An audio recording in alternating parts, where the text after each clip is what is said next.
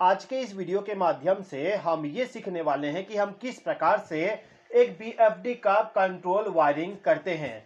यानी कि दोस्तों, ये जो मेरे पास में मोटर है, इस मोटर को यदि मुझे रन करवाना हो तो किस प्रकार से कंट्रोल वायरिंग करें, जिससे कि यदि हम इस सेलेक्टर स्विच को ऑन कर दें तो हमारा मोटर रन होने लगे, और इसको यदि हम ऑफ कर दें तो मोटर हमारा स्टॉप हो जाए। तो पूरा डिटेल इस वीडियो के माध्यम से सीखेंगे। तो चलिए दोस्तों, वीडियो को स्टार्ट करते हैं। तो ये जो मेरे पास में सीएनसी कंपनी का बीएफडी है, इस बीएफडी का पावर वायरिंग और साथ ही साथ में इस बीएफडी को फर्स्ट टाइम रन करवाने पे मोटर का जो पैरामीटर होता है, उस पैरामीटर को किस प्रकार से सेट करते हैं, इसको मैंने पिछले वीडियो में ऑलरेडी एक्सप्लेन कर दिया। आज के इस वीडियो में हम ये सीखेंगे कि यदि हमें इस बीएफडी को कहीं और से कंट्रोल करना हो तो किस प्रकार से इसको कंट्रोल करेंगे। तो दोस्तों, इस बीएफडी का कंट्रोल वायरिंग में हम बहुत सारे चीजें कर सकते हैं। जैसे कि आपको यदि इस बीएफडी को कहीं और से चालू करना हो या फिर इसको बंद करना हो, उसका भी कंट्रोल वायरिंग कर सकते हो। साथ ही साथ में इस बीएफडी का जो स्पीड होता है, जैसे कि मैंने इसको चालू कर दिया, अब चालू होने के बाद इसका जो स्पीड है, इसके स्पीड को यदि आपको कंट्रोल करना है तो उसका भी कंट्रोलिंग आप कहीं और से भी कर सकते हो। इसी प्रकार से यदि आप मोटर को रिवर्स और फॉरवर्ड डायरेक्शन में रन करवाना चाहते हो तो उसका भी आपको कंट्रोल वायरिंग करना पड़ता है। अब इतना सारे चीजों को मैं आपको एक वीडियो में एक्सप्लेन नहीं कर सकता, तो आज के इस वीडियो में हम केवल इस मोटर को चालू और बंद करने का कंट्रोल वायरिंग समझने वाले हैं। तो दोस्तों देखिएगा, यदि आपको मोटर को चालू और बंद करने का कंट्रोल वायरिंग करना है तो उसके लिए दो तरीका है। पहला तरीका यह है कि आप केवल दो वायर का इस्तेमाल करके इसको कंट्रोल करो। यदि आप केवल दो वायर का इस्तेमाल करके इसका कंट्रोलिंग करोगे तो उसको हम कहेंगे टू वायर कंट्रोल। ओके, इसके बाद जो सेकंड तरीका है इस मोटर को चालू और बंद करने का, वो होता है तीन वायर के जरिए। यानी कि यदि आप तीन वायर के जरिए कंट्रोल वायरिंग करते हो तो उसको हम कहेंगे three wire control. Three wire control में आप यहां पर पुश बटन का इस्तेमाल कर सकते हो। लेकिन यदि आप इस बीएफडी को केवल दो वायर के जरिए कंट्रोलिंग करना चाहते हो तो इस कंडीशन में हमें सेलेक्टर स्विच का इस्तेमाल करना पड़ेगा। तो यहाँ पे आप देख सकते हो कि मेरा जो सेलेक्टर स्विच है, इस सेलेक्टर स्विच का जो एनो कॉन्टेक्ट है, उस एनो कॉन्टेक्ट के साथ मैंने दो वायर को कनेक्ट करके रखा हूँ। यहाँ पे रेड वायर और येलो वायर, दो वायर को मैंने कनेक्ट किया हूँ। अब इन दोनों वायर को लेके जाना है और इसको ले जाके जो हमारा बीएफडी है, बीएफडी के एक वायर को आपको कनेक्ट करना है ग्राउंड वाले टर्मिनल पे।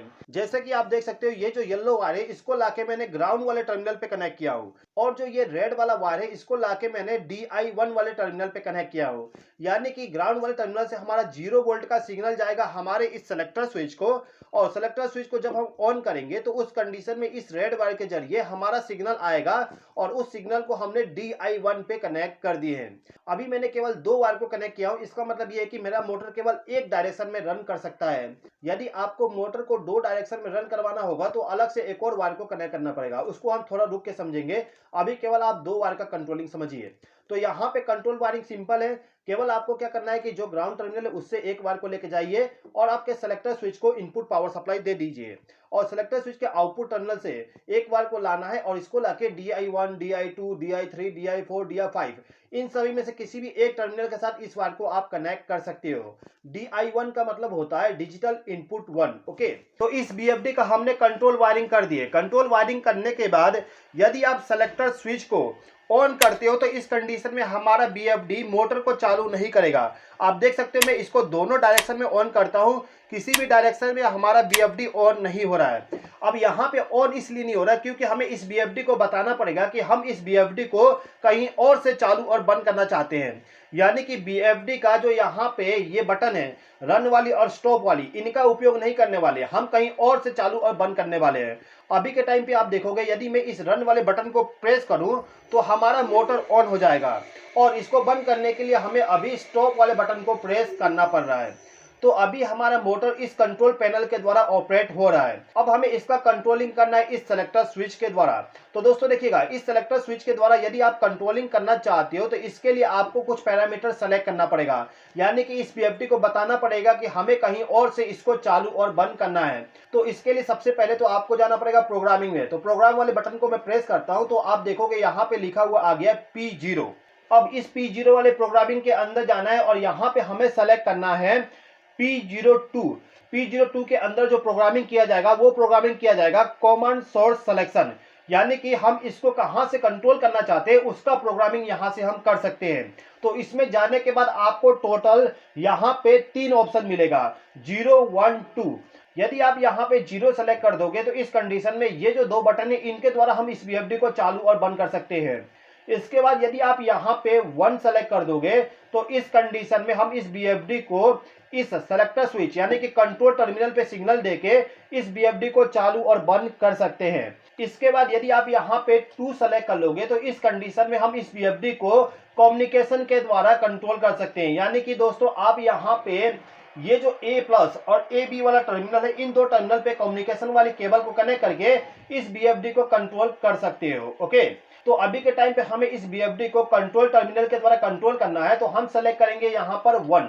इसको सेलेक्ट करने के बाद एंटर बटन को प्रेस कर देंगे, उसके बाद प्रोग्राम के बाहर आ जाएंगे। ओके, तो ये हो गया बीएफडी का पहला प्रोग्रामिंग। अब इसके बाद हमें ये प्रोग्राम करना है कि इस बीएफडी को हम इस सेलेक्टर स्विच के द्वारा किस डायरेक्शन में रन करवाना चाहते हैं, फॉरवर्ड डायरेक्शन में, रिवर्स डायरेक्शन में, किस प्रकार से आप रन करवाना चाहते हो उसका प्रोग्रामिंग करना है। अभी मैंने केवल 2 वायर को कनेक्ट किया हो, तो मैं यहाँ पे इस मोटर को सबसे पहले तो फॉरवर्ड डायरेक्शन में रन कराना बता देता हूँ। तो इस मोटर को फॉरवर्ड डायरेक्शन में रन करवाने के लिए आपको क्या करना होगा कि आपका जो मैनुअल है उस मैनुअल को आप देखिए, उस मैनुअल में आपको इनपुट टर्मिनल का आपको पूरा प्रोग्रामिंग मिल जाएगा। इनपुट टर्मिनल में आप देख सकते हो यहाँ पे लिखा हुआ है P400।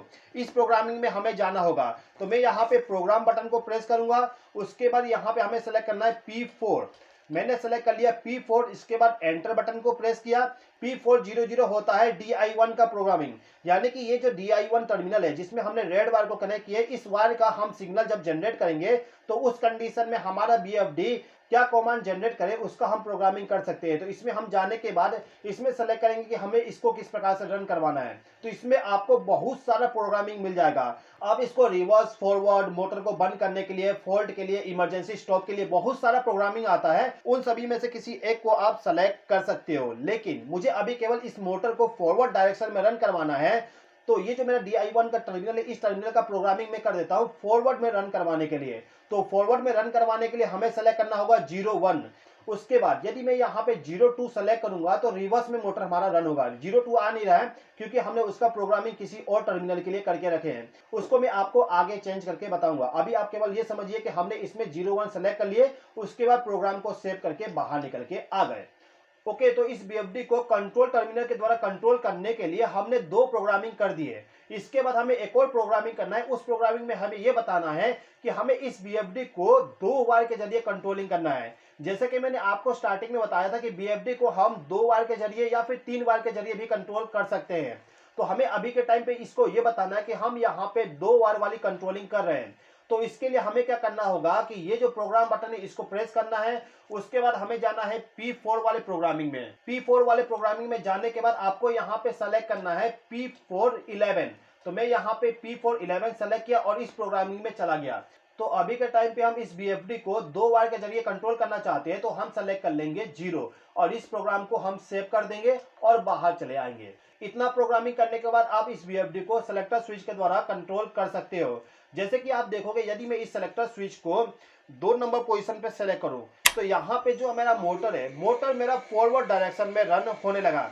इस सेलेक्टर स्विच का जो 2 नंबर का पोजीशन है उसी का मैंने अभी इस्तेमाल किया, इसलिए मुझे यहाँ पे 2 नंबर पे सेलेक्ट करना पड़ रहा है। 1 नंबर का इस्तेमाल नहीं किया तो कुछ भी नहीं होने वाला। 0 पे हमारा मोटर ऑफ रहेगा, 2 पे हमारा मोटर फॉरवर्ड डायरेक्शन में रन होगा। ठीक है, तो यहाँ पे आप देख सकते हो कि हमारा जो सेलेक्टर स्विच है, इस सेलेक्टर स्विच के द्वारा हम मोटर को चालू कर सकते हैं और इस मोटर को बंद कर सकते हैं। ओके, अभी दोस्तों यहाँ पे एक चीज देखिएगा, यदि यहाँ पे जो लोकल वाला इंडिकेशन है, इस इंडिकेशन को मैं हटा देता हूँ, यानी कि इसको मैं रिमोट पे सेलेक्ट कर देता हूँ और रिमोट पे सेलेक्ट करने के बाद इस सेलेक्टर स्विच के द्वारा यदि मैं इसको ऑन करना चाहूँ तो हमारा मोटर ऑन नहीं होगा।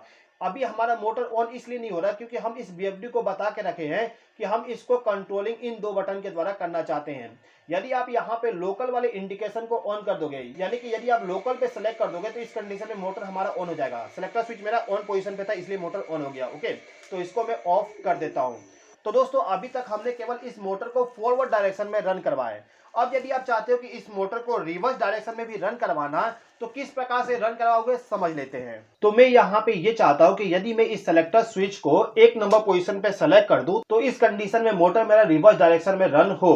तो यहाँ पे मुझे क्या करना होगा कि इस सेलेक्टर स्विच का जो 1 नंबर का पोजीशन वाला टर्मिनल है उस टर्मिनल के साथ एक वायर को कनेक्ट करना होगा। तो मेरा जो यहाँ पे 2 नंबर का टर्मिनल है इस टर्मिनल पे हमें एक वायर को कनेक्ट करना पड़ेगा। सेलेक्टर स्विच का टर्मिनल का आइडेंटिफिकेशन हम किस प्रकार से करते हैं, यदि आप सीखना चाहते हो तो एक वीडियो में डिस्क्रिप्शन में प्रोवाइड कर दूंगा, उस पर क्लिक करके आप उस वीडियो को देख लीजिएगा। ओके, तो इस 2 नंबर के टर्मिनल पे मैंने एक वायर को कनेक्ट कर दिया। अब इस वायर को लेके जाना है हमें, और जो हमारा BFD है, BFD का जो कंट्रोल टर्मिनल है, इस टर्मिनल में जो आपका DI1, DI2, DI3, DI4, DI5 ये सभी टर्मिनल है, इन सभी टर्मिनल में से कोई भी एक टर्मिनल का इस्तेमाल करना है। DI1 का इस्तेमाल तो हमने ऑलरेडी कर दिए मोटर को फॉरवर्ड डायरेक्शन में रन करवाने के लिए। अब इसके बाद बच गया हमारा DI2, DI3, DI4, DI5।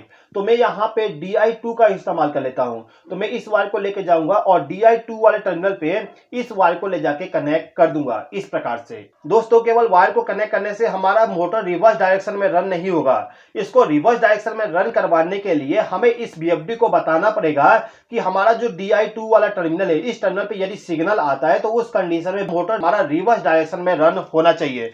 तो हमें इस BFD का कंट्रोल टर्मिनल का प्रोग्रामिंग करना है। तो हम जाएंगे इस BFD का इनपुट टर्मिनल वाले प्रोग्रामिंग में।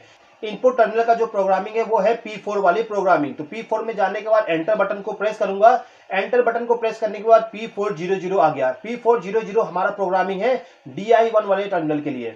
इसके बाद हमें जाना है P401। P401 जो प्रोग्रामिंग है, ये प्रोग्रामिंग है DI2 के लिए। तो DI2 का ही हमें प्रोग्रामिंग करना है, तो इसमें हम चले जाएंगे। अभी यहाँ पे 2 सेलेक्ट है, इसका मतलब ये है कि DI2 पे यदि सिग्नल आता है तो उस कंडीशन में मोटर हमारा रिवर्स डायरेक्शन में रन होगा। तो इस प्रोग्रामिंग को मैं सेव कर दूंगा और बाहर निकल के आ जाऊंगा। ओके, तो इस BFD के द्वारा मोटर को 2 डायरेक्शन में रन करवाने के लिए जो भी प्रोग्रामिंग करना था, प्रोग्रामिंग हमने कर दी है।